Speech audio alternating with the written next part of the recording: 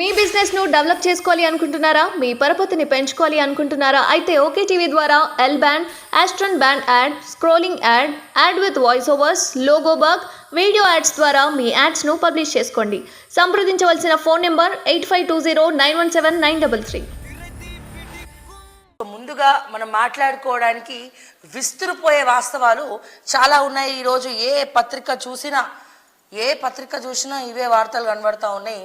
విచిత్రం ఏంటంటే 40 మంది ఆడపిల్లలను లైంగికంగా వేధించినంట. ఫోన్ ట్యాపింగ్ అడ్డు పెట్టుకొని ఎవరు వేధించారనుకుంటున్నారు? ఇక్కడ రాజకీయ నాయకుల గురించి నేను మాట్లాడట్లేదు. Only constables. ఈ రాధాకిషన్ రావు ఎవరైతే ఉన్నాడో ఈయన ప్రత్యేకమైనటువంటి సైన్యాన్ని ఏర్పాటు చేసుకున్నాడు.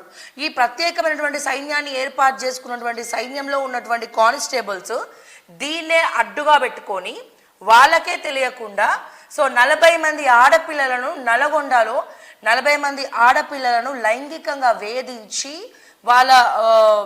వాళ్ళ గురించి ఇంకా లైంగికంగా వేధించడం అంటే అర్థం చేసుకోండి ఏ రకంగా బ్లాక్మెయిల్ చేసి చిత్రహింసలు పెట్టి ఆ అమ్మాయిలను వాళ్ళ దిక్కు ఉసిగొల్పుకున్నారు.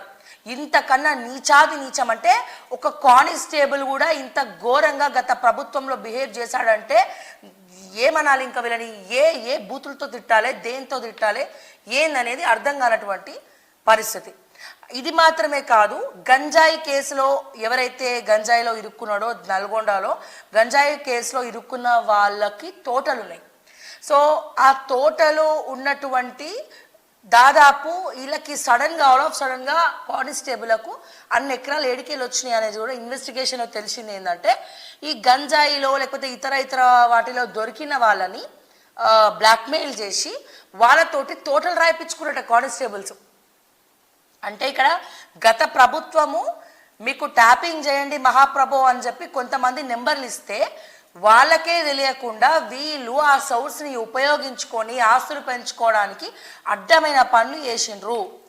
ఆఖరికి ఆడవాళ్ళ ఉసురు తగిలింది మీకు. అంటే ఇవన్నీ కూడా నువ్వు ఆ 40 మందిని బ్లాక్మెయిల్ చేసి మీరు ఎంత అడ్డుగోలికి అయితే వాళ్ళని వాడుకున్నారో సో వాళ్ళు మానసికంగా చిత్రహింసలు పడ్డారు.